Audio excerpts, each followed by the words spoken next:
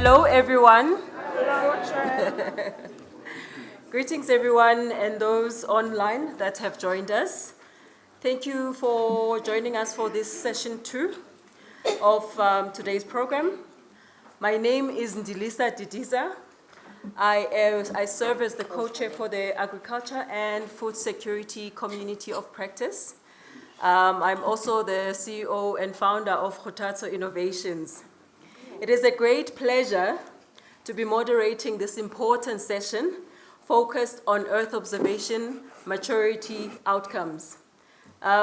Today's session really presents the outcomes of South Africa's Earth observation maturity indicator, lovely known as EOMI, as some of us, or EOMI. The assessment was developed by Euroconsult in collaboration with the Geo Secretariat.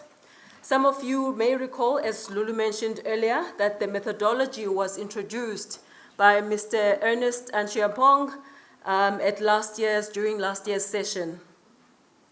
It is very encouraging that we now at a stage where we can reflect on the actual findings.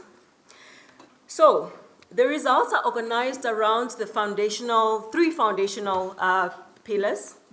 First one is policy and institutional frameworks. The second one is infrastructure and technical systems. The third one is ecosystem and stakeholder engagement. So each presentation today will be delivered by Community of Practice co-chairs as well as DSTI. And they are looking lovely as they sit right in front of us here today, ladies and gentlemen. Please note that we did not lead the assessment work. What they will be reporting on is essentially the findings as presented in the report. This distinction is quite important as it allows us to clearly and critically engage with the outcomes and begin to shape the way forward for each community.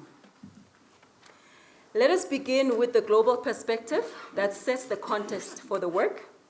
I now invite our first speaker. We are pleased to welcome back. He's online. He's joining us online from Switzerland. We are pleased to welcome back Mr. Ernest Achiampong, who is the Capacity Development Coordinator at the Geo Secretariat. He will remind us of the purpose of the EO Maturity Indicator, EOMI, and provide an overview of how it's being applied internationally. I'm going to hand over to you, Ernest. Thank you. Thank you very much. If you can hear me, I see Tumi-san. If you can hear me, could you just give me a thumbs up? Fantastic. So I'm going to share my screen, and then we kick off. Today, my task is a bit brief in terms of what I have to present. Yeah, good. So basically, I made a presentation last year regarding the Earth observation maturity assessment and also how it has been implemented. And so today, I will make a brief overview of what is happening at a global level, as we heard.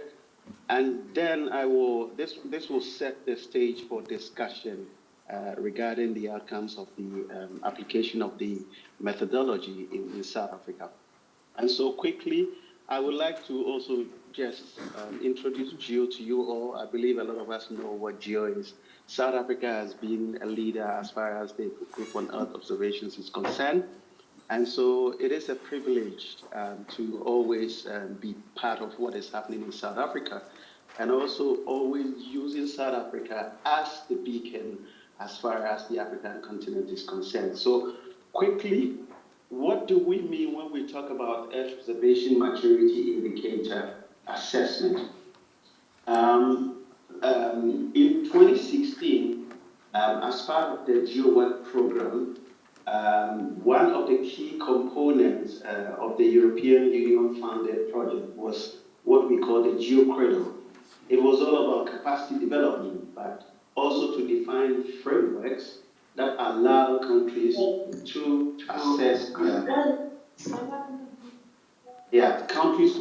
their maturity as far as the use of Earth observations and their capabilities are concerned. And so what happened is that in a lot of countries, there are investment in satellite infrastructure as well as remote sensing infrastructure. But one thing that is critical also is how do you have a coherent framework that allows you to assess the progress of what you're doing as far as the use of Earth observations are concerned. And so this team put up a framework that will allow countries and organizations to measure how mature they are and also to allow them to assess the progress in terms of the different components that accounts for the advancement of the use of Earth observations in their respective organizations or countries. And so I believe that in the next couple of minutes, there will be that discussion around what South Africa has done, and you will hear something around the stakeholder ecosystem, infrastructure, uptake, and also partnerships and innovations. And these are the key foundational pillars or components when it comes to how you assess the maturity of Earth observation use in the various countries. Now, within this methodology, we have several metrics that we measure to assess countries' capabilities when it comes to their Earth observation maturity. And so here in what we have done over the past 2 or 3 years, what we realize is that it empowers countries and stakeholders to craft targeted, data-driven strategies, make informed decisions, as well as build investors' confidence in their national Earth observation ecosystem. Now you realize that if you don't know what you have, it's very difficult in terms of investment. If you don't know what you're capable of doing, it is very difficult to allow policymakers to work. And so these are critical tools that we need to inform our policymakers, to inform our investment in the EO sector, and to make sure that we are competitive at a global level. And so these are the 5 pillars that you may be aware of. And that each of these pillars, we have different sub-indicators, and that each of these sub-indicators, as you can see on my screen, we have various indicators that are tailored to the specific sub-indicators, which are used in the assessment. And by doing so, you are in a position to tell within each of these stakeholder categories or the various pillars what it entails, the strength of the country. And so in some cases, you may not have all these 5 at a go. You can choose to say that I want to conduct an assessment in the stakeholder ecosystem, or the infrastructure, or even the uptake of Earth observations in the country as far as development is concerned. So it is a modular approach that I use in terms of the assessment of these indicators at the national level. Now, quickly, in terms of how you define your maturity, you will see that there are indeed a number, based on these indicators that you have assessed, you can then determine whether your country is at an optimized stage or at a very weak stage. And these definitions are there and they are all clear in terms of how you define the level of maturity. I won't go into these details, and based on the presentations that will follow next, you will realize that these discussions, the level of maturity will unfold based on the presentations that will be made. But in summary, we have the initial level, we have the basic level, we have the immediate, intermediate level, the advanced level, and the optimized level.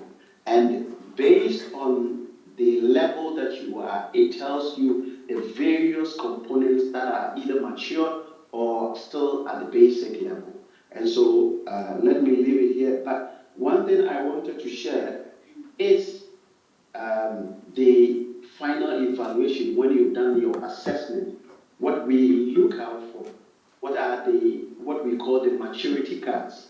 And so this is something that is graphical and is visible for our policymakers, for our stakeholders to see and visualize and to understand the level to which each and every component, whether it comes to the indicators or the sub-indicators, are when you are doing this comprehensive assessment. And so you will see something like this along the 5 pillars where you have the various level of maturity as defined under the various pillars.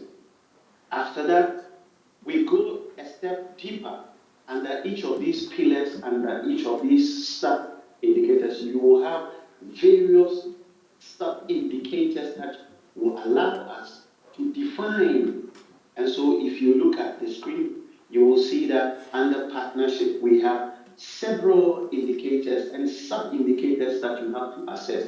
So it is quite comprehensive, and it gives you that data for you to be in a position to deliver as far as the assessment is concerned. Now, let me share briefly at the European level what has happened. And so this methodology has been applied in several European countries, and even Italy. What they discovered was that they have reached an optimized level, which means they have very strong levels of stakeholder ecosystem, state-of-the-art infrastructure, widespread uptake, and a full integration of the Copernicus capabilities. That means that at the European level, they have access and machinery and equipment that allows them to tap into the Earth observation programs that are being implemented by the European Union. Again, in Portugal, on the other hand, has demonstrated intermediary to advanced capacity with strengths around partnerships. But when it comes to several infrastructure and other uptake, they still have challenges, or they are now catching up. And so each and every country, even within the European Union, have their levels of maturity when you put them together. But one thing you have to notice that this is not about comparison. It's about you as a country or as a stakeholder trying to understand where you are and where you have to go. And so this is just briefly some examples that have been as far as the use of the application is concerned. Now, when you come to our region, which is in Africa, we've had the opportunity, as you will hear from my colleagues in South Africa, and some implementation activities have happened in Nigeria, in Rwanda, in Botswana, Ivory Coast, Gabon, Kenya, Namibia, and Tanzania. And so each and of these countries are able to tell the story of how far they have come when it comes to the use of the tool and what the outcomes are. Luckily, we have South Africa, which has advanced in terms of the use of the tool, and they are in a position to share and also motivate other countries to use. So I will stop here. Thank you very much for the time, and I hope that we can have a fruitful and engaging discussion after the presentations have been made. Thank you very much once again. Over. Thank you very much, Ernest, for setting the context and reminding us of the broader geovision behind this work. We now turn to the first of the three pillars, which is policy and institutional frameworks. Reporting on this will be Ms. Tumisang Mudiole, Director for Earth Observations at the Department of Science. We are in a science institution, so you are very used to saying doctor all the time, pardon me. And from the Department of Science, Technology and Innovation, the maturity score for this pillar is 78%, the highest among the three pillars that I've mentioned earlier. And it provides insight into South Africa's policy landscape and institutional arrangements.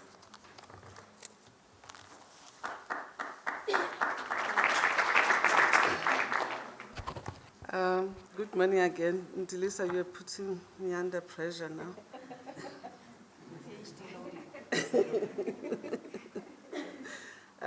As introduced, I am Tumisang Mudiole from the Department of Science, Technology and Innovation, and I will be speaking on the EOMI outcomes on the policy framework. So, as already indicated, these are the outcomes that came after the assessment was done. So,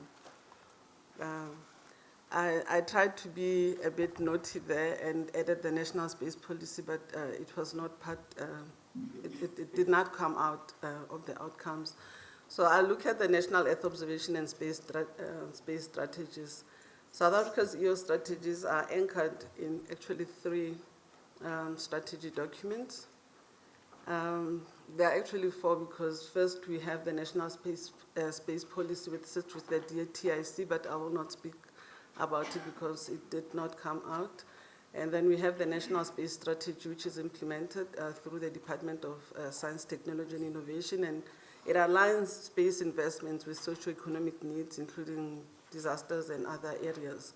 Then we have the South African Earth Observation Strategy, which also sits with the DSTI to coordinate the collection, assimilation, storage, and dissemination of Earth observation data, and the other things that are there.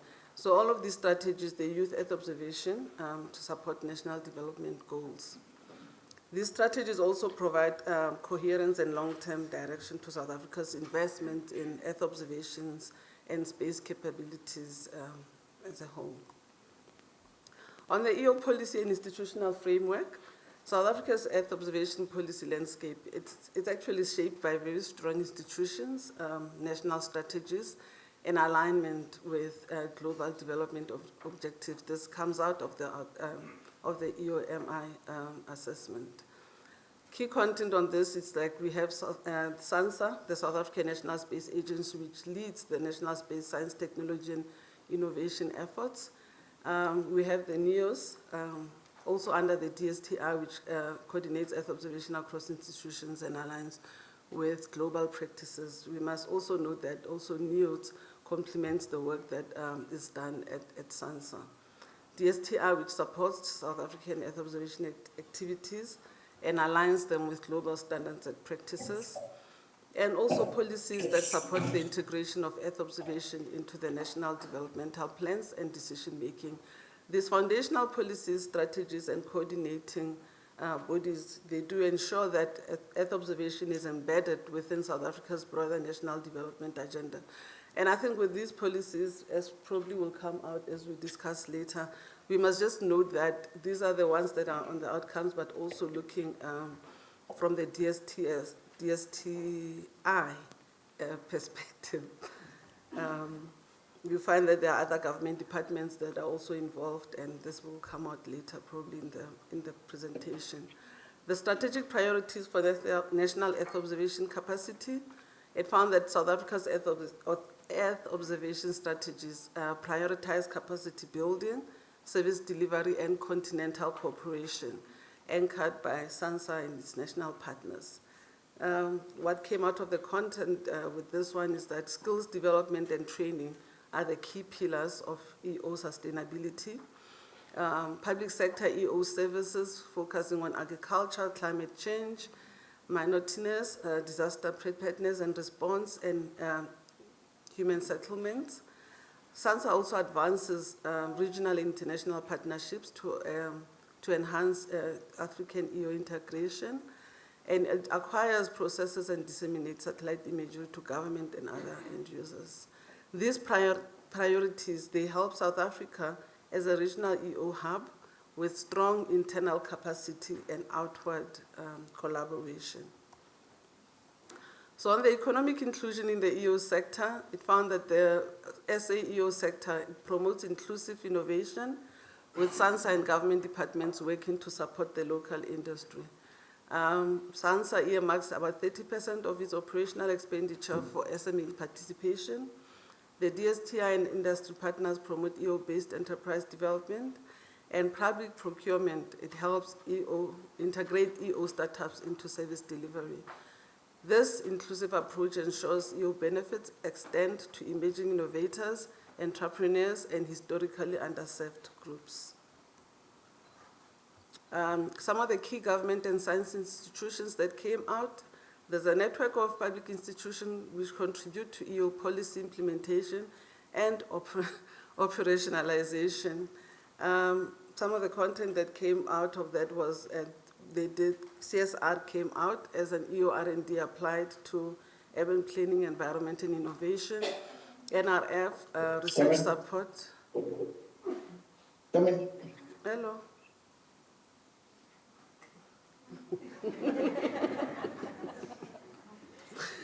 Excuse me, NRF for research support and funding platforms for space science and technology. Under NRF, have also SCION, which focus on the environmental observation, data management, and education outreach. SOS also came out, which uses EO data for forecasting, early warning, and agriculture. Department of Forestry, Fisheries, and Environment applies EO in forestry, marine biodiversity, and environmental monitoring. Together, these institutions provide the technical backbone and applied policy interfaces for South Africa's EO ecosystem. Other line departments that apply EO, there's an increased use of EO for planning, compliance, and service delivery. Department of Agriculture and Department of Land Reform and Rural Development, which used to be DALT, they use EO for spatial planning and sustainable agriculture.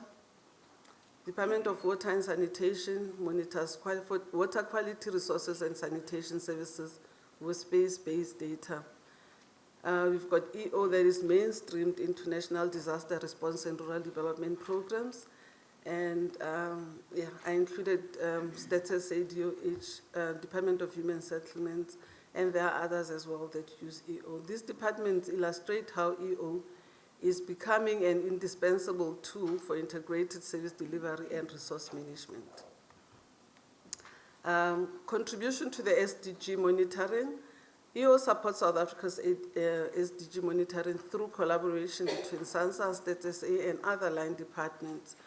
EO-derived indicators support SDG goals on water, food, health, urban development. And SANSA maintains also base layers on human settlements, vegetation, and hydrology. Partnerships help produce consistent geospatially anchored data. This strengthens South Africa's ability to report accurately and develop policies that advance sustainable development.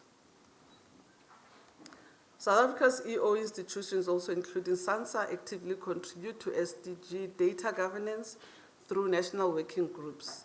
EO actors, they support States SA-led SDG sectoral working groups. Integration of spatial and statistical data improves indicator robustness, and emphasis is also placed on spatial disaggregation and data quality. These collaborations make South Africa a regional leader in integrating EO with statistical systems for sustainable development. I think this also comes out with the work that SANSA, for example, does regionally. On the regional and continental partnerships, South African institutions, including SANSA and NEOSS, contribute to key African EO partnerships to expand data access and capacity building. We have memorandums of understanding agreements on a bilateral and multilateral level with a number of regional international partners that support data sharing, products and services development, and SAR development. South Africa also contributes to programs such as GMS in Africa, to GEOS, CEOS, UN CoPs, and others. Also, regional initiatives enhance EO infrastructure applications and skills across the continent. These initiatives, they enhance continental EO cooperation, with South Africa playing a leadership and enabling role. Engagement in global Earth observation system.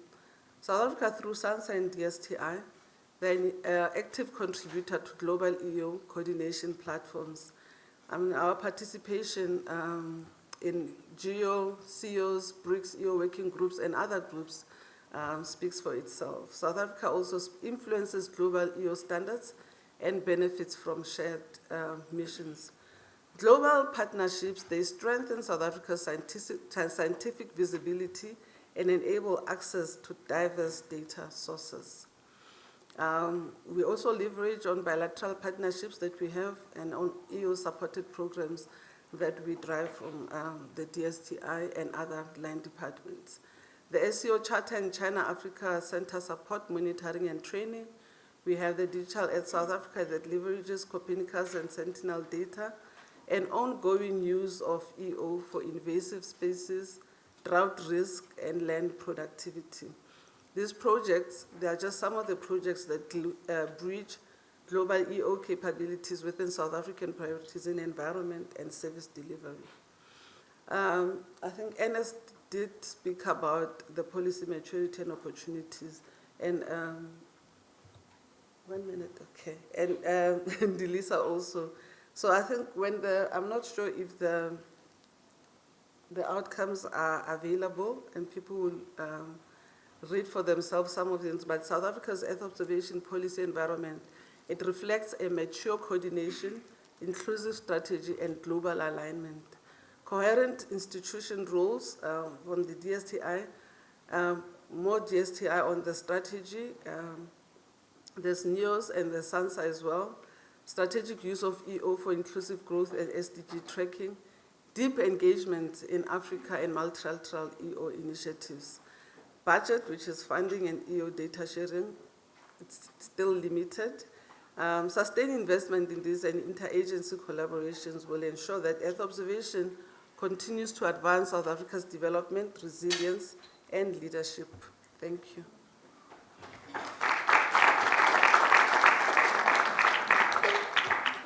Thank you so much, Dumisang, for presenting these results and helping us to understand really the strengths and gaps within our policy frameworks. So the second pillar focuses on infrastructure and technical systems. Sharing this report is Dr. Stuart Bernard, the co-chair for the Natural Capital Accounting Community of Practice, a well-respected Earth observation consultant and research associate. The infrastructure pillar scored 72%, and the outcomes span satellite assets, ground stations, and data platforms. Over to you, Stuart. Okay, thank you very much, Delisa. Let's find my talk. I might need a bit of help to do that.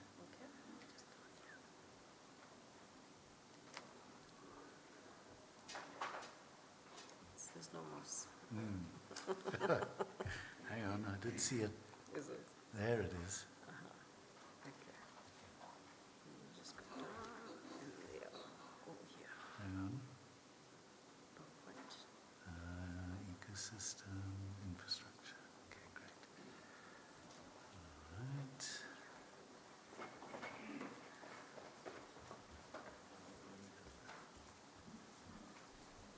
Is that yours? Yeah. All right, great. Thank you very much. To use my glasses or not use my glasses. So, full disclosure, I actually did the EOMI study for Brazil, which gave me some interesting insights into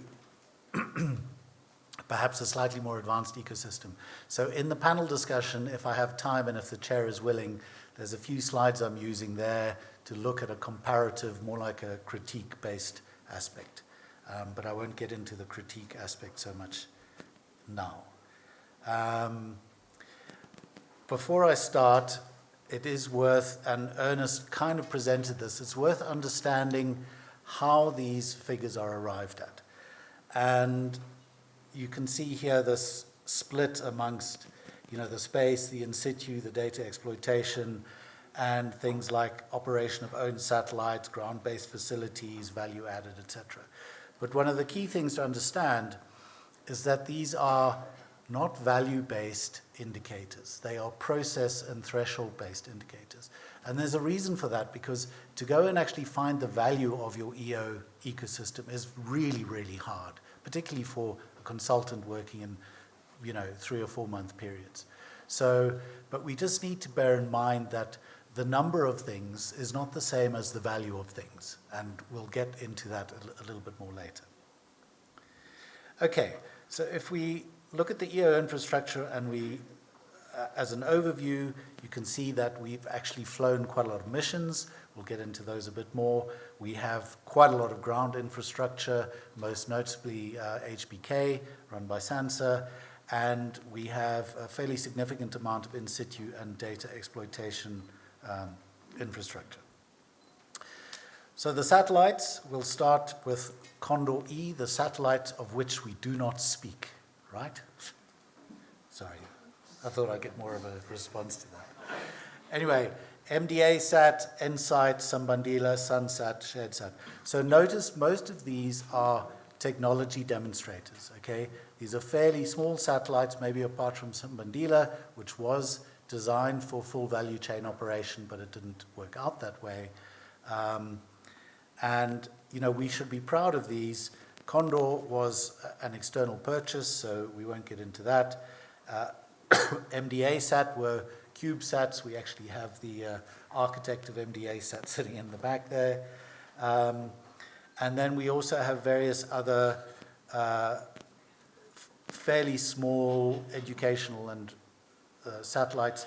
And the only, what I would say, full value chain satellite that is, it provides systematic observations, and those observations are translated into intelligence routinely, is that last one, EOSat-1. So this is a satellite that was launched a year and a half ago, I think, made by Dragonfly Aerospace down in the Cape. So it's a South African-made satellite, not a South African-funded satellite. So that is a fully operational commercial satellite. And we'll get back to this aspect when we get into a bit more of a critique. Obviously, we have a huge role in radio astronomy, and everyone here is aware of SKA and the significant science and research success that was. Even though it's not EO, you know, we would still like to mention that. Okay, ground operations, as I said, primarily centered at HBK, but this is a significant operation, space ops at SANSA, that is providing support for many, many missions, Artemis, you know, a very wide array of missions, and has done for many, many years. So that's a significant piece of infrastructure there. We have some additional ground receiving stations for CBERS, which is a combined Brazilian-Chinese mission I'll refer to a bit later. The receiving station that was used for SPOT for many years from Airbus, and a proposed Russian data receiving station. So that's also additional infrastructure that helps to boost our maturity. Okay, in situ observation systems, so we have really quite a wide array of these. If you think of all of the SAON nodes and all of the infrastructure, because I originally came from marine, I'm more familiar with things like the shallow water infrastructure, the deep water, the Antarctic infrastructure that SAON has managed to develop. And then the hydrological and the weather networks and some of the APHIS-based systems as well. And in addition to that, we have some kind of specialized projects, I have to say, which I'm not very familiar with apart from the sea level data, which is, I think, run primarily by the Hydrographic Office. But all of these, of course, all speak additionally to our maturity index. Okay, so data, archives, and access. And again, if we think back to our presentations this morning and geo, we need to have a very clear distinction between data and usable intelligence. Okay, there's a very, very wide gulf between those things. But without data, you can't have usable intelligence.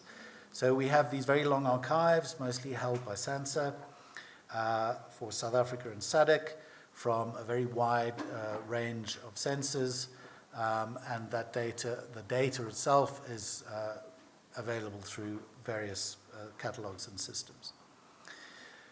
If we then start looking at value-added systems, one example is DISA, which is Digital Earth South Africa, which is a complement to Digital Earth Africa, and this was started out with a project to actually leverage our many years of spot data and to put it into a data cube and allow intelligence to be extracted from it. It also includes data from other sensors such as Sentinel-2 and Landsat, or intelligence, I should say. And then, of course, we have, I don't think the report got into this in a lot of detail, but the infrastructure for decision support services. So again, this is intelligence. So examples of this would include things like OSIMS, the Ocean and Coastal Information Management System, APHIS, there are agricultural decision support services out there. And these are very important because they represent the end of the value chain. And the end of the value chain is, not surprisingly, where the socioeconomic value of the Earth observation lies. So it's important to keep that in our minds, I think. So if we look at all of this, and again, I'm going to maybe get into a little bit more of a critique of the actual EOMI method with regard to the value aspects and use some comparative examples. But you can see that based on a threshold of 8 satellites representing very advanced, the very large number of engineering-driven small satellites have put us into this extremely mature category for our own satellites, and we have a huge exploitation of third-party missions and significant ground-based facilities, plus the in-situ networks. And the bits that are perhaps a little bit wanting are the ability to freely provide data and, very importantly, the ability to provide value-added services across different thema, for which we have a 2. And I think that's that. Thank you very much.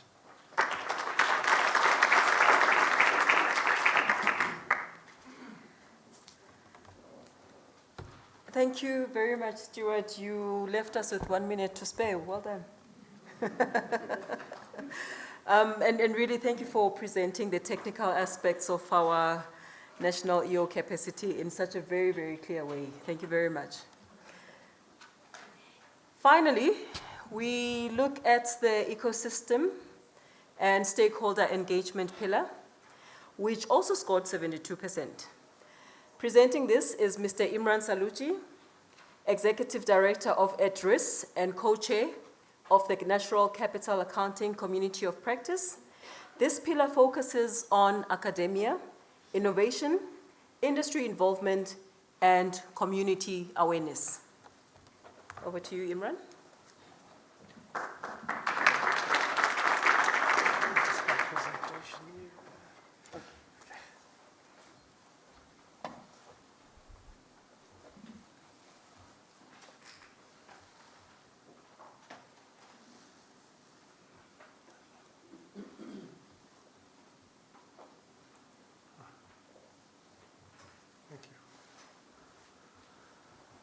Thank you very much, and big thanks to Lulu and her team for putting together some of these slides. All these slides, very helpful in shaping my thinking as well. Well, as the chair has said, I will go through the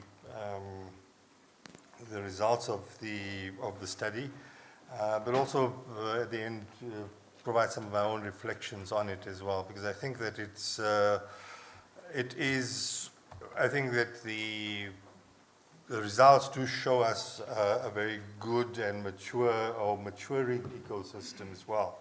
But there's a lot behind those results that I think that we're needing to interrogate as well. And I think that that is going to be a very important element of us going forward as well. So within the whole ecosystem and stakeholder element of it, we do have a fairly mature system right across the EO value chain.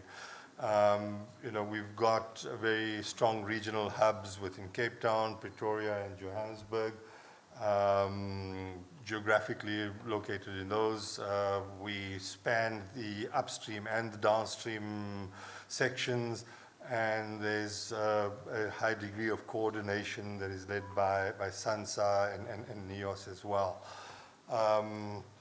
If we begin to unpack some of these components, if I can get... Okay.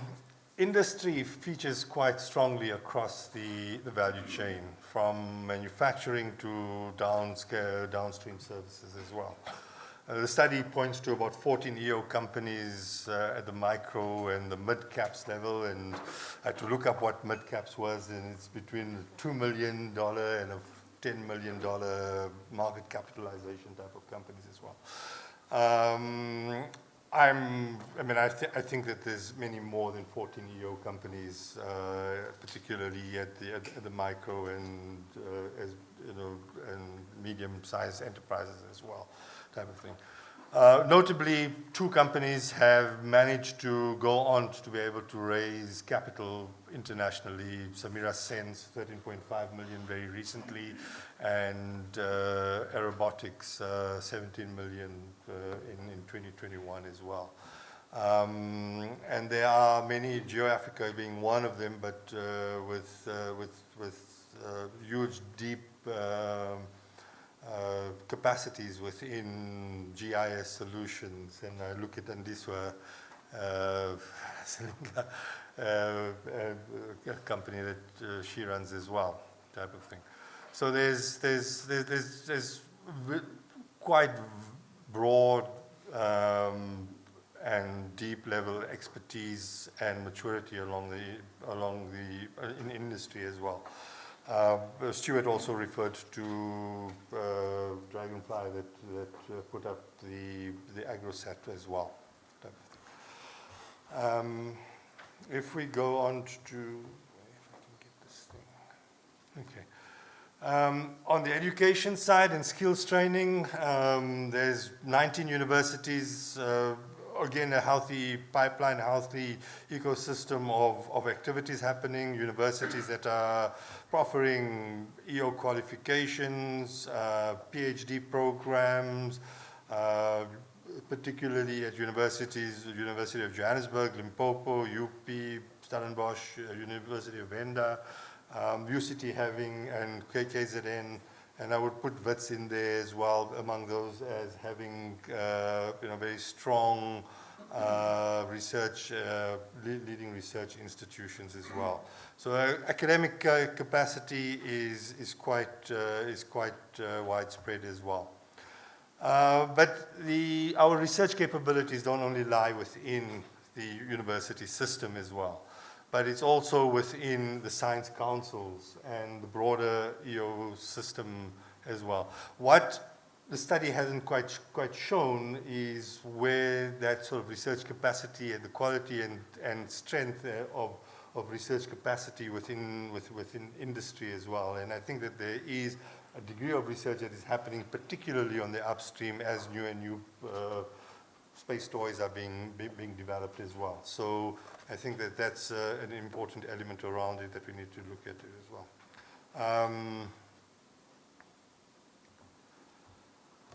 Training, a widespread and well-established training programs provided by SANSA, provided by the science councils as well, provided by industry as well, and ensuring that there's knowledge and skills transfer from within these institutions into industry as well. Innovation hubs are increasingly catering to EO and geospatial startups, and I must admit that this one was a little bit of a surprise to me. I know that we do have very strong innovation hubs and clusters that exist nationally, but I wasn't aware of any that had been specifically focused on Earth observation and incubating Earth observation companies there as well. The support mechanisms, again, in science parks, incubators, and accelerators. MLab, I think they're still at the Innovation Hub, been involved with SANSA on international app challenges as well. So a developing and supportive innovation ecosystem that is there. Innovation funding remains crucial for startup growth and R&D, and there's some funding mechanisms, Neo Frontiers, that has been looking at specifically, I think, had moved from focusing on sort of R&D efforts towards more startup type of funding. So there are a number of funding mechanisms that also happen, that are also within the ecosystem as well. And awareness raising, I think this has been a particular strength of the South African ecosystem. There's EO-focused events, the work that NEOSS does, the work that SANSA does as well. Our ability to be able to host, I think for the third time, the geo-ministerial event in here, and it's not just hosting the ministerial event, but the efforts that were made to be able to bring in the South African decision makers and politicians and high-level government people into the discussions around geo as well, and lots of support and for our efforts within geo as well. Talked about this concentration of EO within three geographical regions. Needs one of the elements that has come out is that it needs a wider and more inclusive distribution of EO as well within that. And if I go to the second last slide, I think that overall the study shows there's a fairly mature ecosystem, strengths and relationships across the ecosystem, within academia, within industry,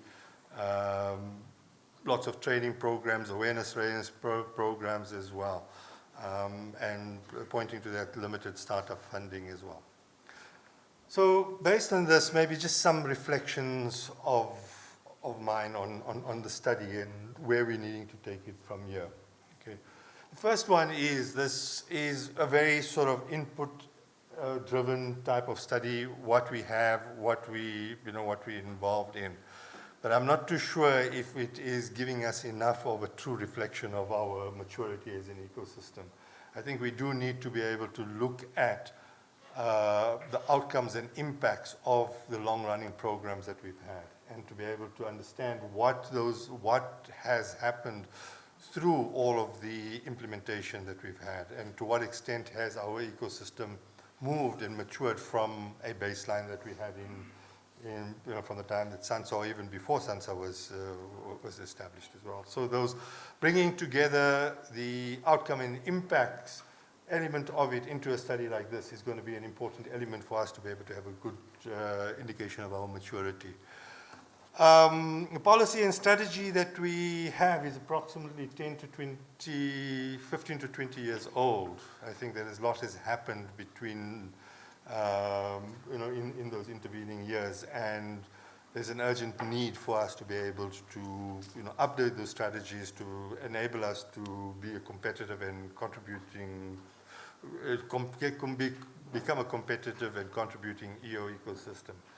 The linkages and knowledge flows between universities and university research and industry and the broader ecosystems are not very clear, and I'm not too sure how much of that is flowing within to industry as well. And I think that we're needing to understand that more clearly and develop a very, very clear research agenda that is aligned with our strategic ambitions as a country as well. Industry support is patchy. I think it requires a broader dialogue with industry to understand their needs and how the ecosystem can support industry. Although NEOSS Frontiers, one example is that although NEOSS Frontiers provides SMME funding and access to finance is still a major issue for SMMEs, as the study had shown. Right? And support for the development of incubators through or SMMEs through accelerators and incubators. I think that we need to take a little bit more of a strategic and systemic type of approach to that as well. And maybe lastly, just to another reflection of mine, I think that it is important for studies like this to be located within the framework of a national system of innovation, and how all of those linkages and the policies, the linkages, etc., are contribute to this maturity and the strength of the ecosystem as well. I think that there's important elements that we're needing to look at here. I think market development, particularly for SMMEs, and how does the ecosystem develop support and open up supportive markets for SMMEs is an important element around it. How do we start inculcating and strengthening our culture of innovation within our ecosystem as well? Equitable and inclusive participation, I think, is important, and absolutely, how do we start looking at pathways to scale? We're doing things in not necessarily allowing ourselves to be able to scale things as well. So thank you, and sorry for taking more time.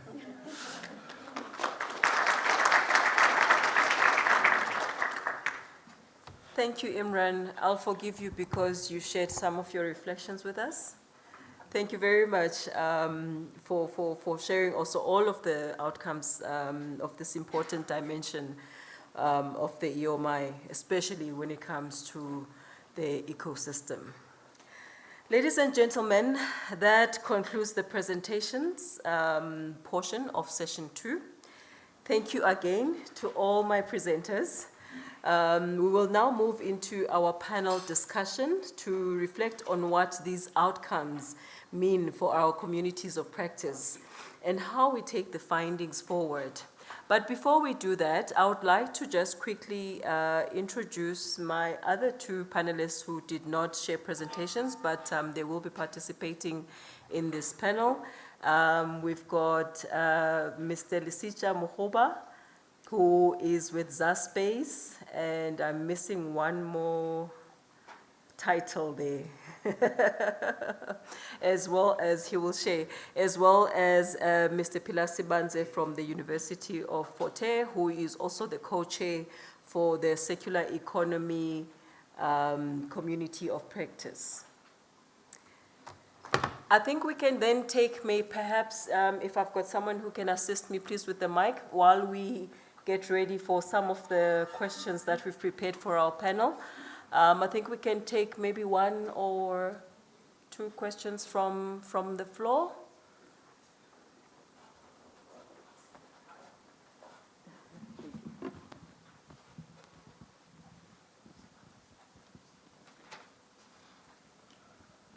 Anyone from the floor?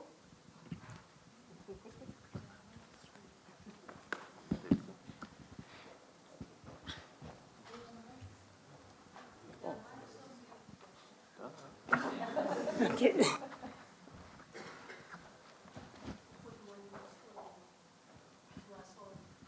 Can you hear me now? Powerful. Good morning to us all. I'm advocate in Saluba, and maybe I'm originally from defense, but currently from at UNISA, dealing with cybersecurity, IP, and AI. Thank you for the presentation, and it's quite interesting how, should I say, this profiling has been done. And I like the issue of quantity versus quality. But allow me to talk to data sharing. I could see that in one of your levers, you're saying data sharing is limited. And probably as a data privacy advocate, I was asking myself that we have the international treaties on data sharing. Well, you can talk of the conventions and GDPR, and you can talk about others which are domesticated in various jurisdictions. Now, my question then is the role then of the regulators across these jurisdictions, because data is data. And I couldn't see anything, maybe my eyes failed me. And that takes me then to the issue that was flagged as data sharing being limited.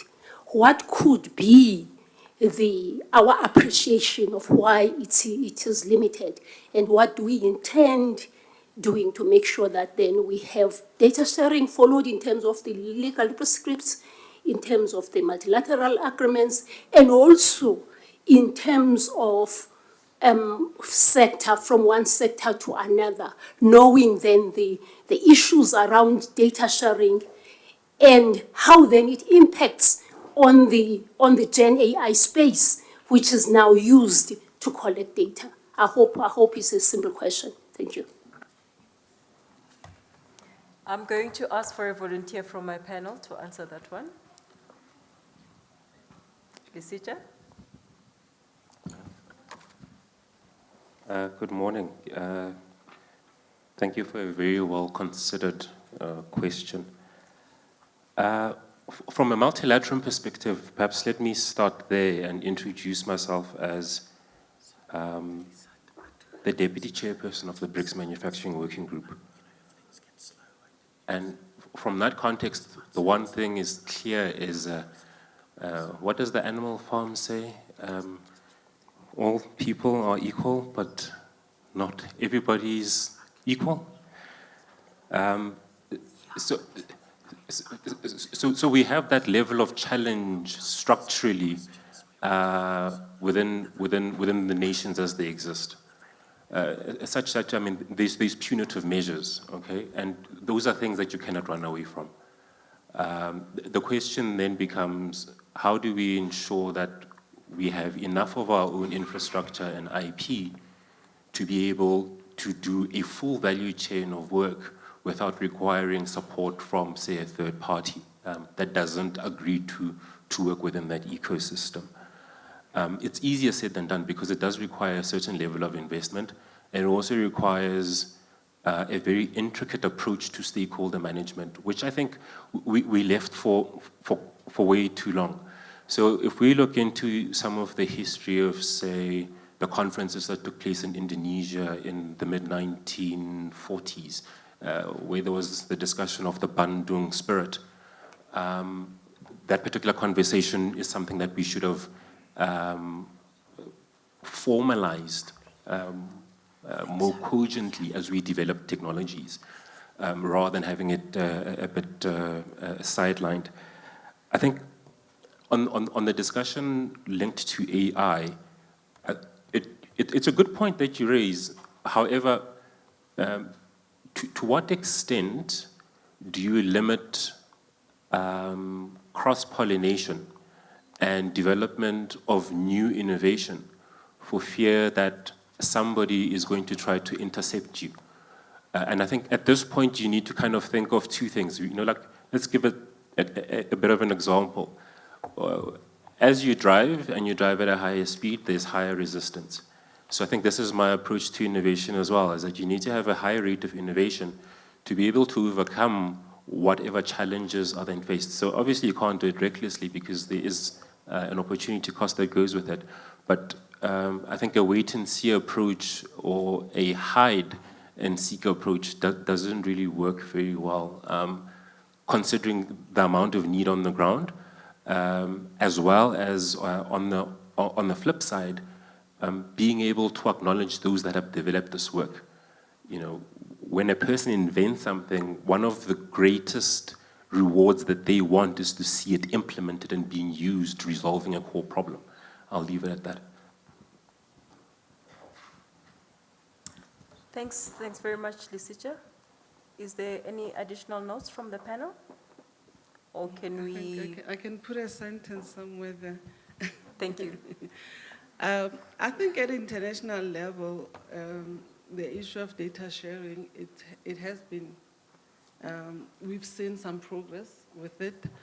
A few or many years ago, I don't remember which year, and I'm looking at Mr. Matsapula to remind me, when, in 2008, when South Africa took on the chairmanship of CEOs, we were advocating a lot in terms of data share and data democracy. And I think even within GEO, when you look at the presentation from Paul on the GEO Knowledge Hub,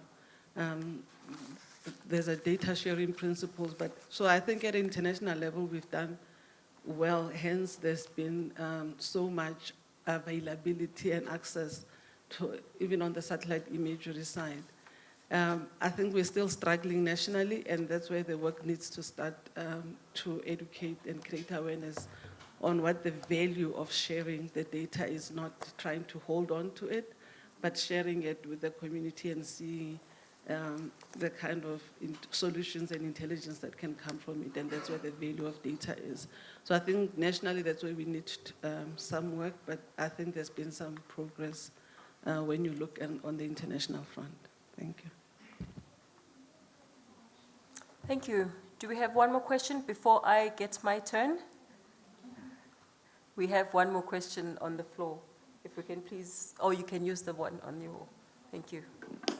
Thank you. Good afternoon. My name is Khonte, and I think my question, or rather just a follow-up question with regards to particularly the data sharing. I think we've got a practical example now when it comes to the current open call to share all the, best practices, case studies, and etc. And I was sitting here thinking to myself, in our industry, for the past 8 to 10 years, I can say with confidence that there's so much data that has been produced, particularly when it comes to environmental impact studies, mining companies, hydrology, all the licenses that are required in that sense. And I can tell you here for sure that lots of these high-level reports are usually sitting with the companies that are applying for the mining rights explorations. And when you usually ask, like for instance, with this current call, I had to go back to a few of my project proponents and say, are you okay with me, sharing some of these findings? And the answer is no. And the reason for that is because private sector wants to make money and they use whatever, knowledge product that you produced to be able to carry the company forward. And so I guess my question is, knowing the interest of private sector, particularly when it comes to the value of data and insights, how do we navigate that particular issue in terms of still encouraging, data sharing, but also promoting innovation and yeah. Thank you. Thank you for the question. It's a very, very important aspect. I'll touch base on one aspect of data development, data acquisition, in particular when that process or research was funded by the state. I think in the previous workshops, I presented a model on how every data that has been collected using state funds needs to be centralized. And before that funding is handed out, it must be an obligation through phases to say, once you are done with the first phase of data collection, they don't give you the entire amount of your project at once. There's phase one. Once you're done with data collection, you submit that data to the data repository or a centralized place. It gets evaluated to ensure that it conforms with what you said you will do. Now, if they're satisfied, they can release the second batch of funding to ensure that the data that you have collected using state resources is centralized and everyone can have access to it. Because once you're done with the research, now that's when you find a situation where we, especially researchers or any other people interested in the data, cannot have access to the data. But of course, all of these needs to be legislated and policies ensuring that it is supported by legislation and policy that ensures that all state-funded data must be made available unconditionally. Thank you. I think the question you ask is, I don't think there's any easy answers to that question. Data obviously has a monetary value to it, and it's exploited by companies for their own competitiveness, for their own revenue, etc., type of thing as well. But I think that there's, we probably need to start looking at data in different sort of categories, and Pilar has mentioned one of them being the state-funded data. But there too, it's not a very simple question, because the question, becomes when many state institutions say that we spend an inordinate amount of money to be able to collect some of this data through our in-situ networks, through however else we're doing it as well. And we would want to be able to recoup some of those costs of type of thing. So the whole question of who funds data becomes an important element around it, and how does in data collection efforts, etc., and that becomes a very important part of it as well. I don't pretend there's an easy solution to it, but where open data has been made open, I think that it has resulted in lowering the barrier to innovation and has allowed for many more companies to be able to take out, particularly in the private sector, to be able to take out a very expensive cost within the solutions that they are providing and to become a lot more successful or be able to develop those sort of innovative solutions as well. Now, I think that there needs to be a nuanced approach towards data sharing and the availability and open data type of thing as well.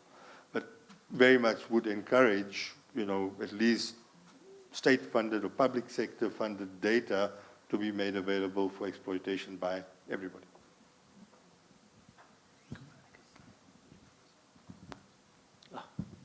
Sorry, so a really excellent example of that is Copernicus, right?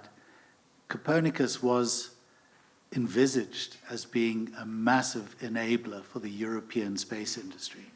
And the rest of the world actually just got a bit lucky in terms of actually having free access to things like Sentinel-2. So if you look at Copernicus, if you look at ESA and EUMETSAT, who are the key providers, they are not allowed to go beyond level 2 because that is reserved for industry to add value. So there's a very practical implementation of what you're talking about.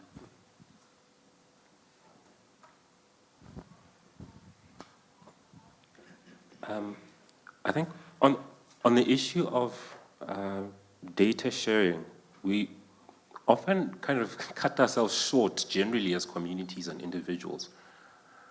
South Africa's Copyright Act, in my view, kind of sheds light in this, in that, I mean, if an idea is birthed in your mind, that's yours, okay? And I would argue that for everybody that's working for an institution, how many rough ideas did you have before you had the final one that actually got accepted?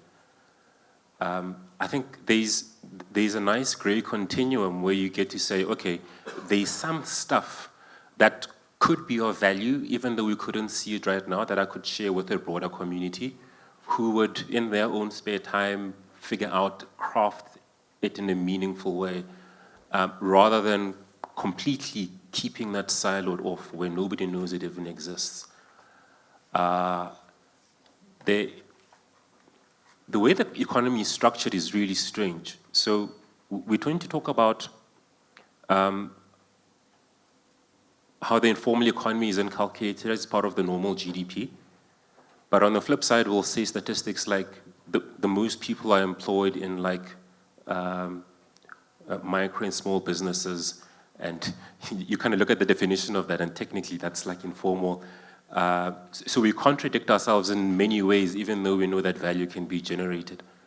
So where data is concerned, I would ask that the path of like a community of practice makes a lot of sense. Not for you to give away something that was paid in earnest by way of your time, but to collaborate with other people and say you're willing to go the extra mile and develop something new that you'll define the terms of ownership and access. So there's a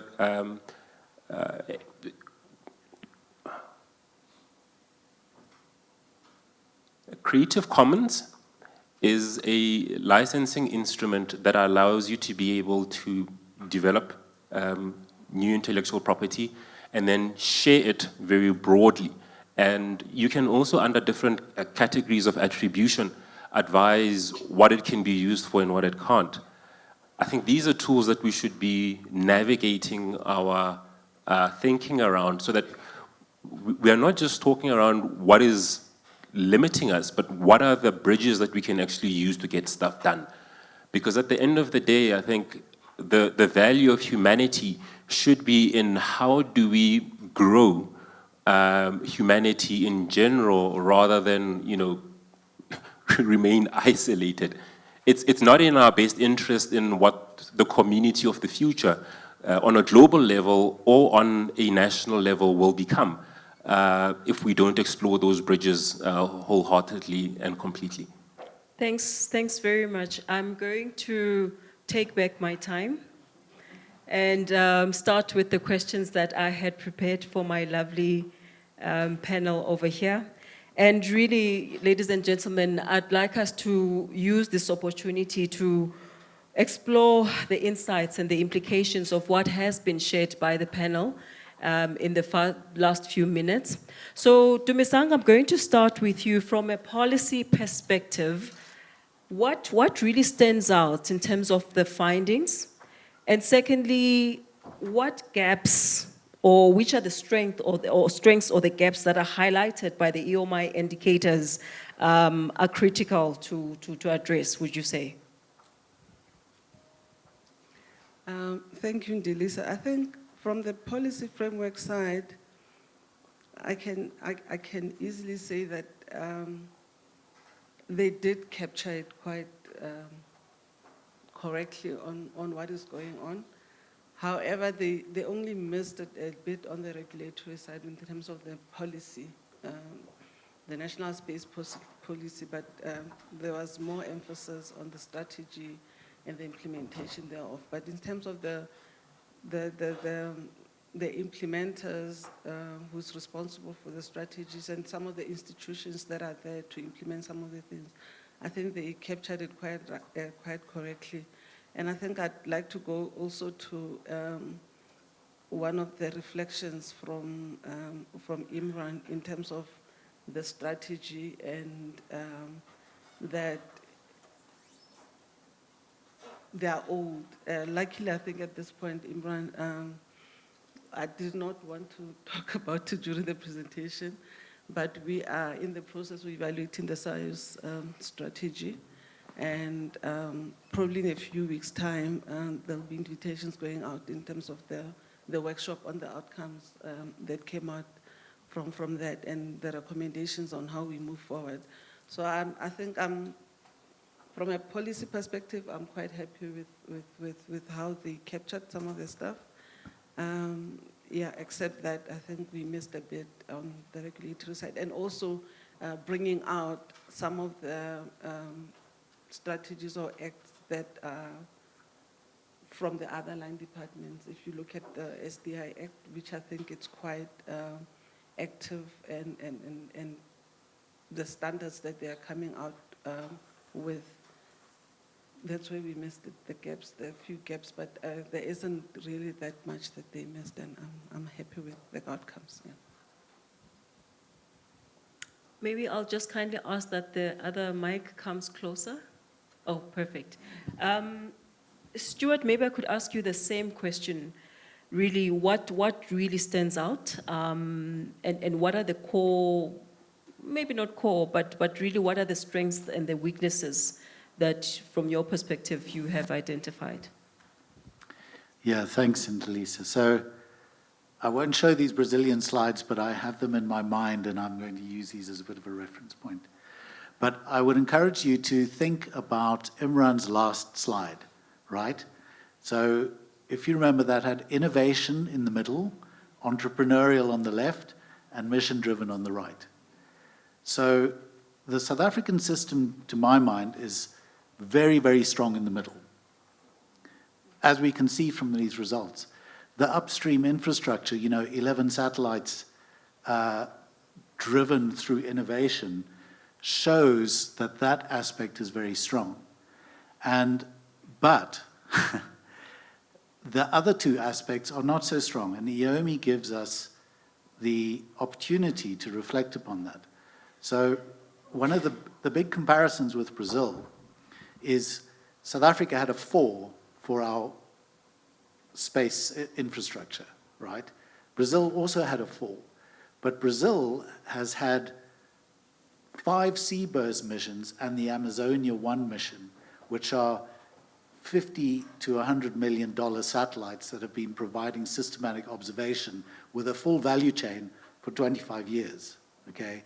That is vastly different from the South African system, where we haven't even had one Seabirds type satellite. So the fact that we've both got a 4 hides a huge disparity in capability. And that's, and I'm not trying to, I mean, I'm very proud of what South African upstream has achieved. They've achieved massive innovation.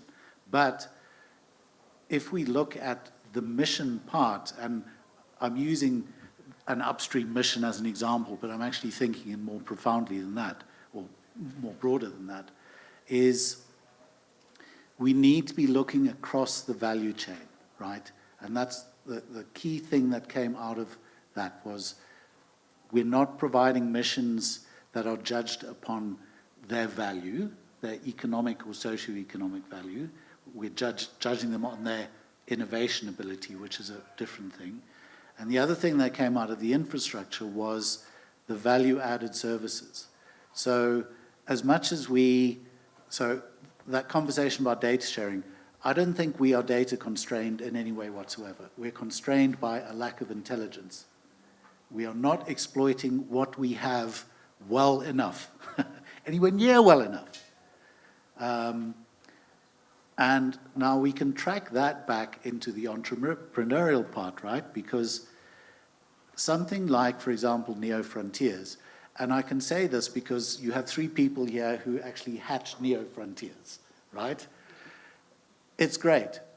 It's something like 10 million rand a year. Is that enough to get to, you know, a 1 billion rand mission? It is not. You know, it's enough to help some small SMEs maybe go like 1 technology readiness level up. So now, obviously, of course, this is money, you know, and as we know, the South African fiscus is not growing.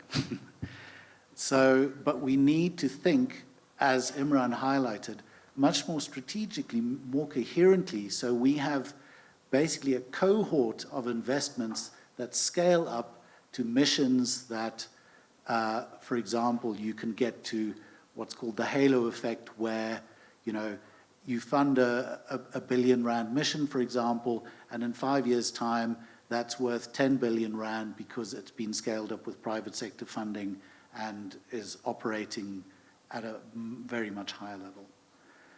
Similar for the downstream. So that kind of triple P, the public-private partnership and the entrepreneurial aspect, is something that I think is lacking from our strategic, mission-driven vision, and that has an impact upon the infrastructure on the upstream and the downstream. Sorry, that might have been more than you wanted, but I had to get that off my chest. Thank you. I think I want Imran to share a bit more on that and really what are these strengths and weaknesses. I know you've shared a bit of in terms of your thoughts and around this, but maybe just spread it out, just give it some more meat for us. Okay, I think in terms of the strengths that we have, I mean, I think we have many of the innovation system elements in place. Some of them functioning quite well, some of them quite nascent, some of them, you know, degrees of maturity as well. We're talking about a university system that, you know, produces PhDs and produces people for the, you know, to come into the system. We have some nascent funding mechanisms like Neo Frontiers, etc., that are beginning to start looking at SMMEs and how SMMEs are able to access funding, etc. type of thing. I think the weakness around all of this is that we haven't scaled any of these up to a level that would be able to allow us to kick on quite substantially with our innovation ecosystem.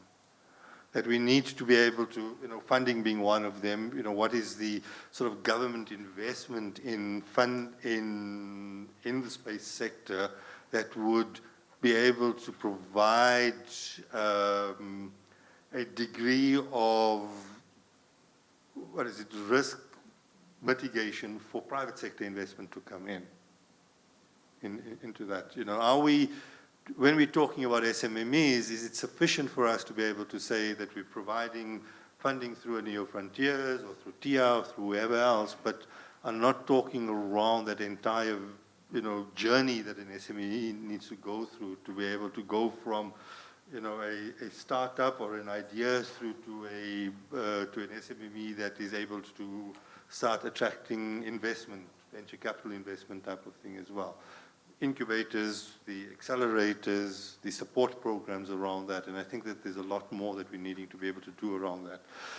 There's also how and to what extent we are producing new knowledge and how that new knowledge gets used within the system and becomes exposed within the system as well. So I think that is also another element that we're needing to do. We are producing new knowledge. Are we producing sufficient amounts of the new knowledge? And how does that, Stuart's favorite one, that innovation chasm or the valley of death. How do we straddle that valley of death type of thing as well? So just some, and then access to finance, particularly for SMMEs. How do you start making finance? SMMEs can't get debt financing because they don't have. Is there room for a state venture capital fund? Focused on the Earth observation. I think these are sort of discussions that we need to have as a system as well. Thanks, Imran. I hope Dr. Ernest is still with us online. I want to just shift the conversation a little bit to hear from him. What are from the findings, what's concerning from a global and geo perspective? What's encouraging or concerning? Yeah, thank you very much, Andelisa. I think, let's put it this way, looking at what has happened and based on the discussions and outcomes of the various presentations, I wouldn't put it as concerning, but I would say it's quite encouraging to hear what has happened in South Africa. And note that South Africa is an example to the rest of African countries that are within the geo community. Within the framework of the EOMI, in terms of implementing this methodology, one thing that we always emphasize is the fact that it's not a comparative tool. It's not a tool to be used to compare the status of countries, because it's very difficult and complicated to do that. And I believe we had an example from Stewart where you look at Brazil, the case of Brazil, and you look at the case of South Africa. These are all two countries with entirely different set of approaches when it comes to how Earth observations and missions and all these things are carried out. And so what I will say is that it is from sitting here and understanding what has happened so far, if you take specific components of this assessment, you will be in a position to determine where the strength lies in terms of whether it's the governance, the stakeholder ecosystem, whether it's the infrastructure, or it's the innovation. And each and every aspect of this assessment can stand on its own.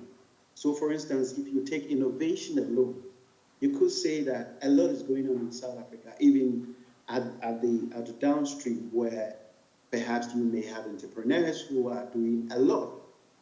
Or if you take it from the policy angle, where you can say at a national level, there are policies.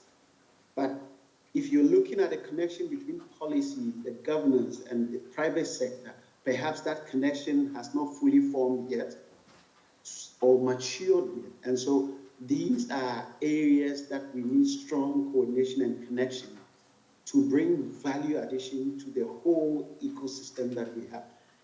And I believe that based on these discussions and engagement within the stakeholder ecosystem, we are seeing a lot of insight, we are seeing a lot of visibility, we're seeing a lot of engagement at that level. So this, for me, is very encouraging.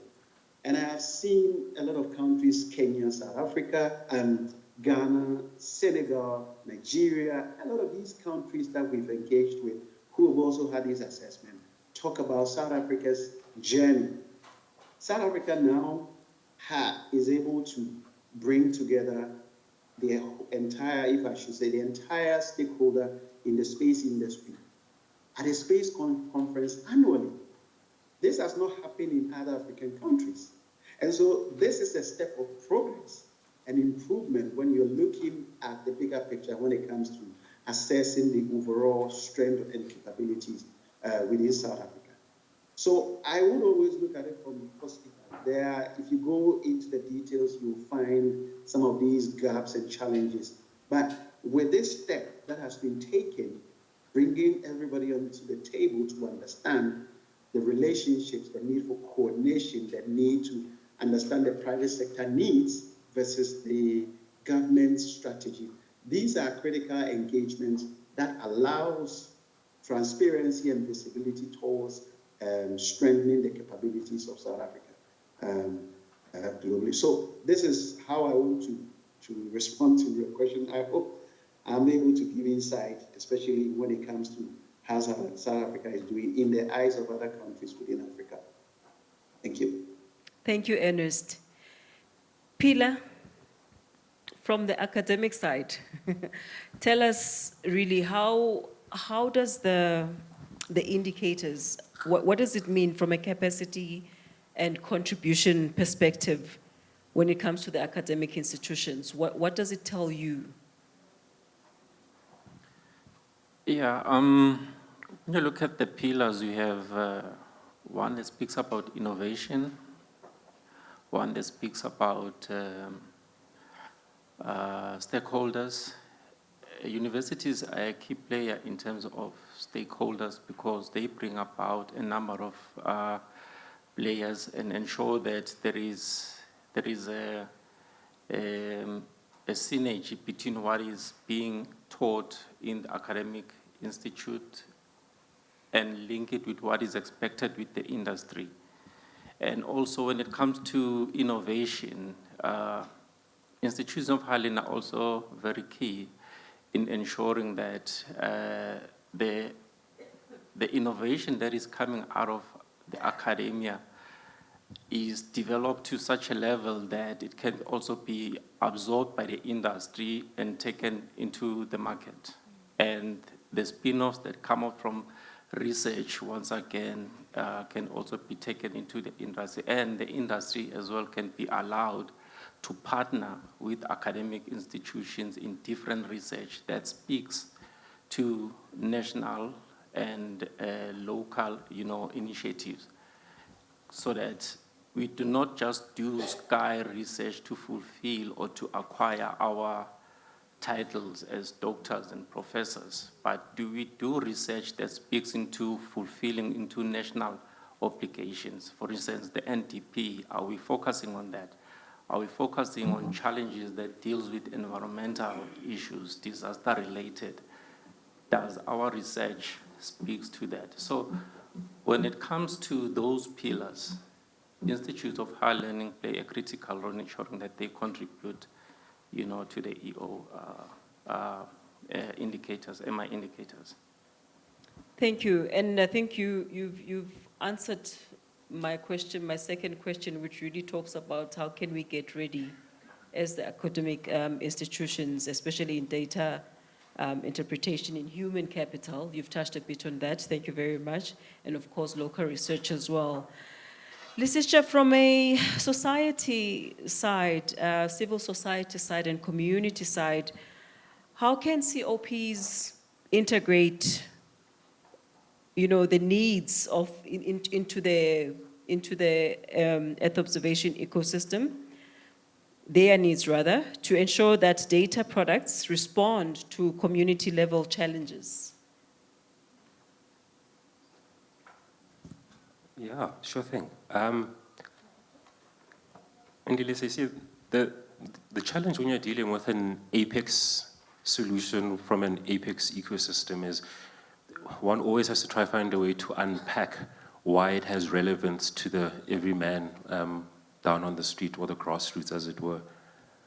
In this regard, I don't think we can make this initiative work without the general effort of science communication as well as science journalism. I think that's something we definitely need to get right. But even more than that, there's an entire effort from a multidisciplinary kind of perspective that we need to apply. So I'll highlight a couple of gaps that I think will add value broadly to all different levels of society. The other would be, say, how are we working with the accounting fraternities? I mean, the average auditor has no idea what to do when it comes to our tech. They don't know how to assess it. They don't know what value it has. They don't understand the infrastructure timelines that are applicable to it. They just don't. What are we doing to kind of fix that? Because if they did, it would be very easy for us, for one, to be able to apply International Accounting Standard 38, which looks at bringing some of this IP and having it reflect in our balance sheets. What are we doing to have discussions with the broader investment community? Not on a small scale where we are building or trying to raise less than $1 billion, but why is it based on our capability as South Africa that we don't have an initiative to have an exchange-traded fund of satellite technologies? I mean, it's very, very possible considering the history that South Africa has. I would love to see something like that, because now an entire country can work in a direction of development knowing that they'll be adequately resourced. From a government perspective, how do we get to a point where some of these small satellite manufacturing companies, whether in the upstream or downstream, can get funded to be able to do mergers and acquisition with other so-called small businesses? You need to understand that the reason why large businesses can grow so fast, so consistently, is not just because of organic growth, it's acquisitive growth. And the challenge in South Africa is that all of our small businesses don't get a chance to grow big enough to buy out another business because there's no government program to find mergers and acquisitions for small businesses. Why is that? So I think these are the things that I would like to see. And I mean, my list kind of goes on, so if anybody wants to have a sidebar, let's do that. Excellent. We have that opportunity later on, thankfully.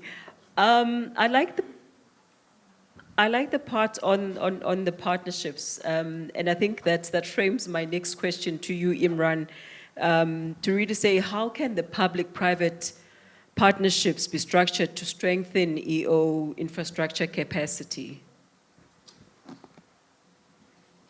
Tough question. You've got 5 other people to help you.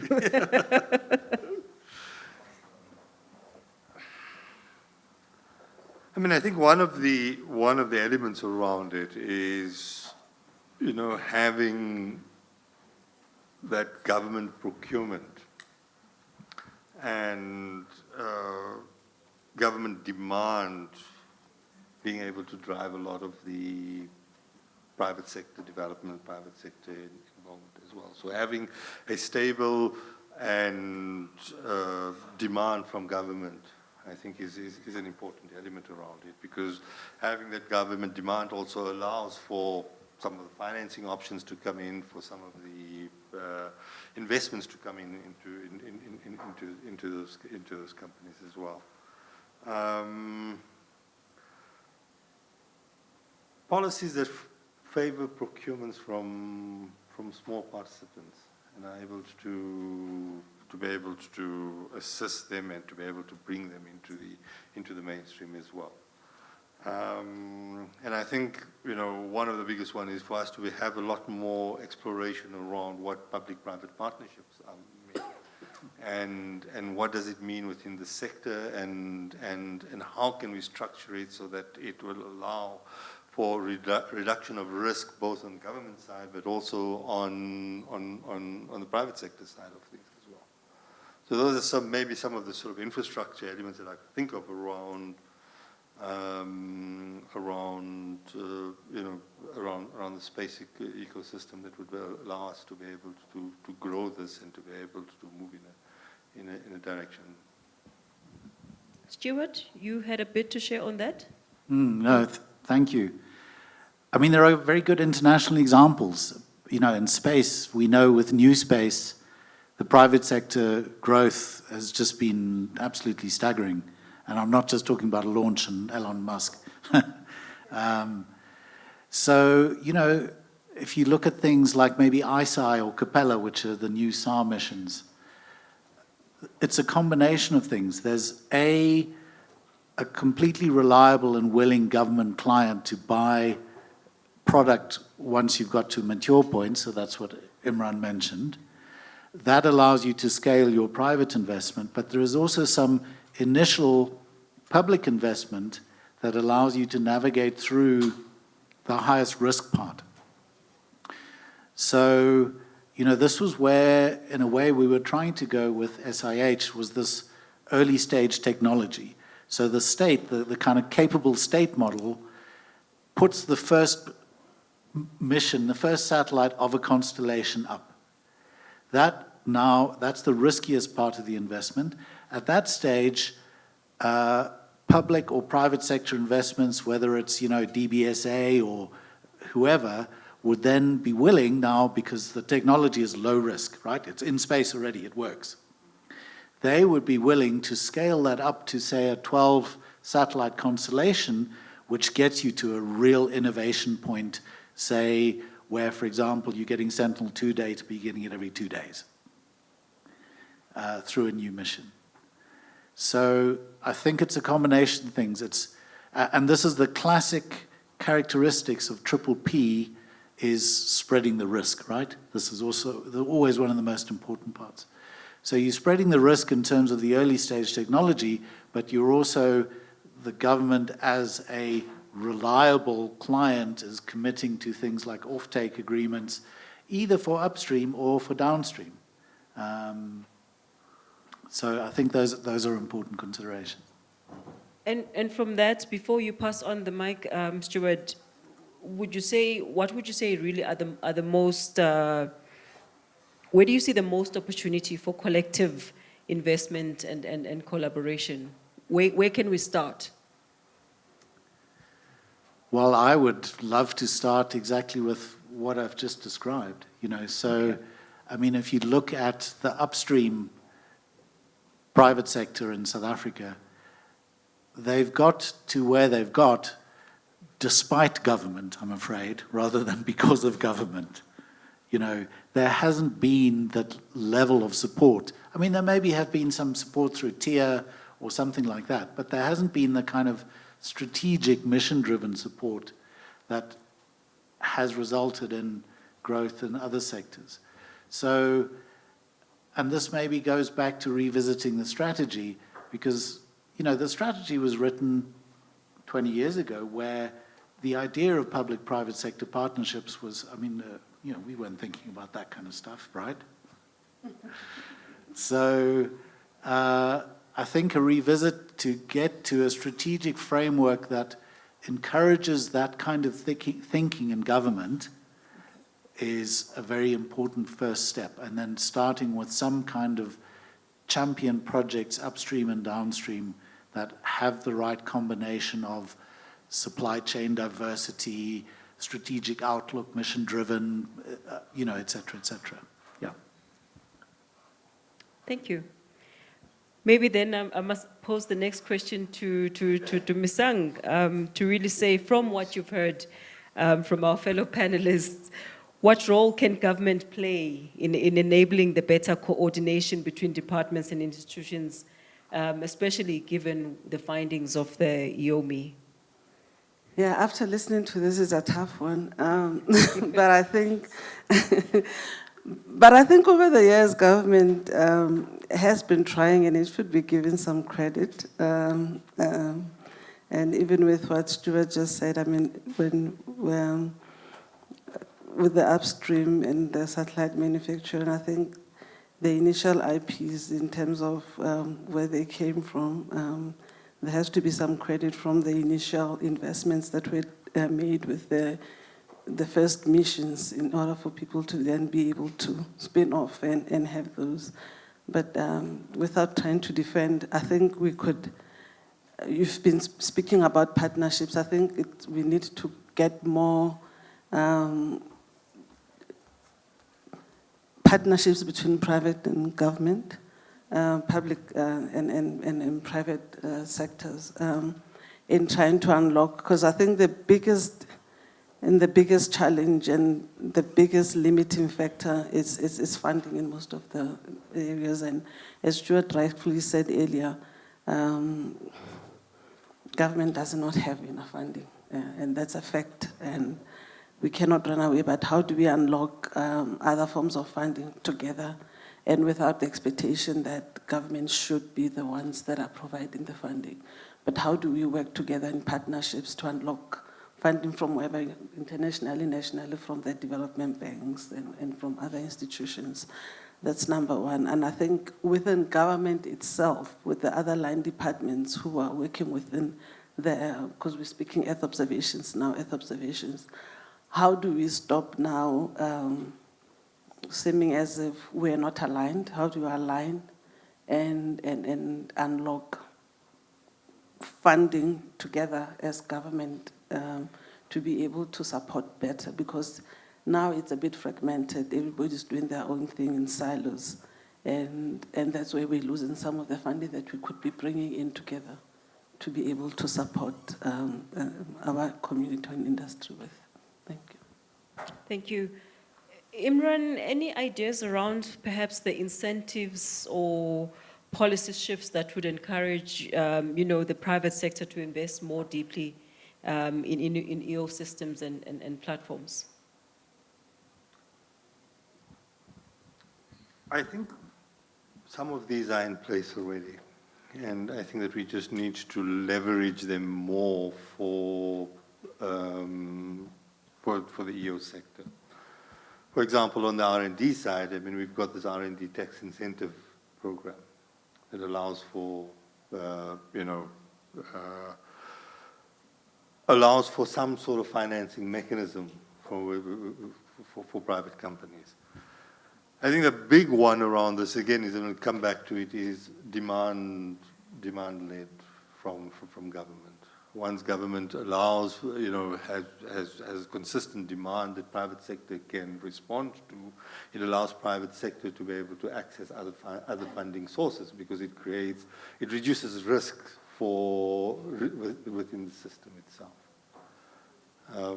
So I think those, policy coherence and policy, stability and across government and clarity around policy, I think is an important element of it as well. Thank you. I'm going to take it downstream a bit, Lesicha, to you, and really ask, how do we ensure that the EO data products reach and empower the communities that need them the most?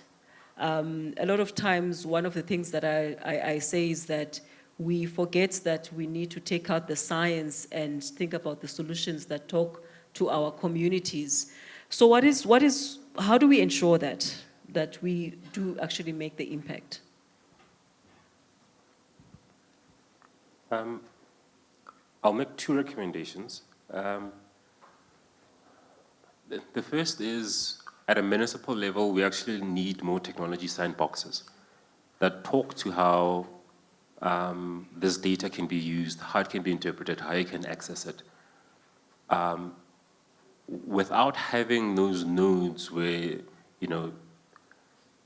Omama can go walk in and ask questions and say, this is what I'm trying to fix, can this thing help me? Maybe my grandchild will help me understand this a little bit, but that level of access is a prerequisite. The second one is, okay, potentially, we don't have resources to be able to do this physically everywhere. And to that end, I would argue that the user interfaces for a lot of this EO data is not helpful. I would go so far as to say that we need an active approach to actually have a gamification take on some of this. We know that gamification tends to improve a lot of people's educational scores. The uptick with youth is very, very good. It's also easier to kind of break through the language divide as well. So I'll go with those two, broadly speaking. Thank you. Pilar, are there any curricular changes or partnerships that, from an academic perspective, that you would recommend to align with EO maturity goals? Yeah, from that aspect,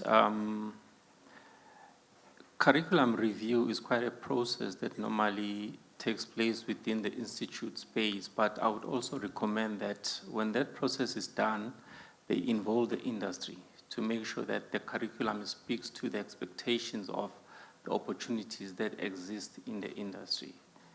As we know that we have a high rate of unemployed graduates, you might find that at some point it's not that there are no opportunities, but the opportunities that exist are not aligned with the qualifications that they have.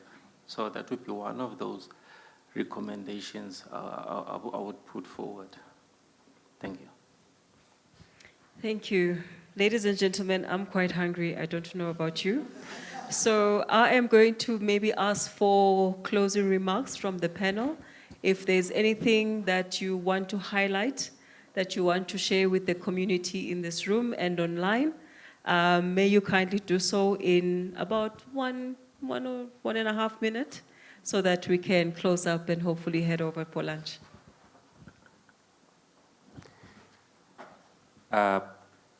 Parting shots. I'm a director at Aerospace, Maritime and Defense Industry Associations and the chairperson of the Space Committee there. And I urge you guys to engage with us, because we have a depth of insight and technology that is not well known about. And I think it would be a great way to bolster the communities of practice and the current initiatives that are ongoing in a formal structure and in a safe space. Thanks.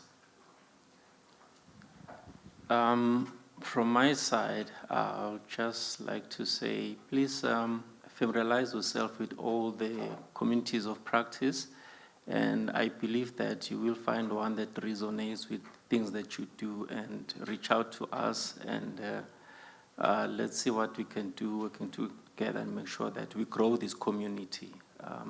And please travel safe. Thank you, and travel safe.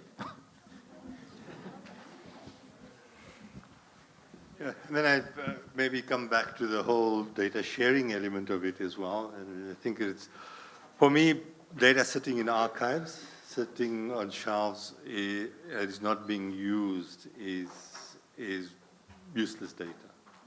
It has to be used. So I think us being able to crack the whole data sharing conundrums is an important element around it. And the second one is that, I know, and this is not a shot at government, Tumisang, but I think, but I know Tumisang's got broad shoulders. No, I think that and DSI has recognized this, that us having to be able to craft a next strategic vision for us as a country that will allow us to be able to pull in one direction is going to be a really important element around this. Stuart, before you start, I'm going to ask you to also just highlight some of the key comparisons, just briefly, between is it the Brazilian EOMI results versus ours, please? I think the key comparison is that, I'm afraid, comes down to money. Brazil, for many years, had massive investment in space. Launch facilities, as I said, 6 missions that all cost, $50 million each. And we never, we didn't have the money for that. But now Brazil has a similar, if you look at the EOMI budget aspect, which South Africa gets a 1, Brazil also gets a 1 because their funding has been substantially cut. So they're also going to have to think Yeah. So, and you can see the result of that is Brazil has produced this staggering infrastructure, and I mean, you know, and a huge ecosystem, whereas South Africa has kind of worked clever with what we've got. But my final thoughts are, you know, if there's a key word to me, it's value, right? This whole new partnership aspect, the most critical part is that Venn diagram of everyone's different values and where it intersects. Where do we work together to identify value for industry, you know, for government, for academia, etc., and how do we do that with the minimal resources that are available through the state, and use that recognition. And you should include, of course, in that value Venn diagram, investor value too. You know, how do we use cleverly the available small resources from the state to open the gates for significant private sector investment? Thank you. Do I also have to?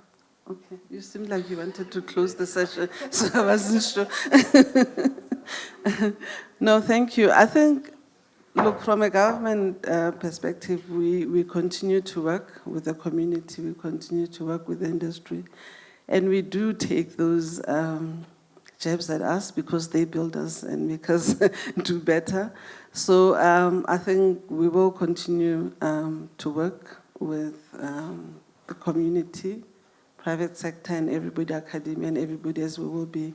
And let's try and work together to make sure that we, as Stuart said, access more funding where we can, and work with it cleverly without competition. From our side as government, obviously from the private sector, each person needs to bring in some funds. So yeah, I think from us it's just, we will always have an open door and hear out any suggestions. Imran knows this very well, I think. So we listen, we will continue to work and see how we continue to grow the industry together. Wonderful. Ladies and gentlemen, thank you. Thank you so much. I'm quite excited. And thank you to the panel for sharing.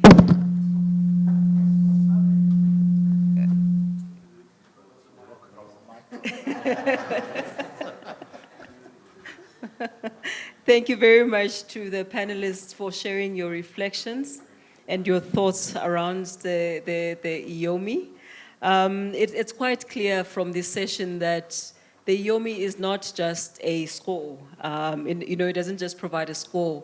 It's a roadmap, you know, that I think all of us need to let it guide us. Whether we're speaking about people, platforms, or policy, you know, shared action is what will actually drive us forward. I have not heard or seen any sign regarding lunch or any announcements around that, but from our side,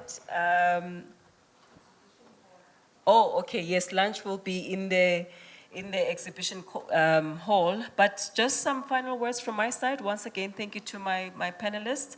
Let us really carry forward this evidence base into our community action plans and ensure that we continue to build momentum in using Earth observation to respond to our national development challenges. Thank you, ladies and gentlemen. I'd just like to ask the audience for a quick photo moment together, sorry, my panel, for a quick photo moment with the gentleman there. Thank you very much. Enjoy lunch.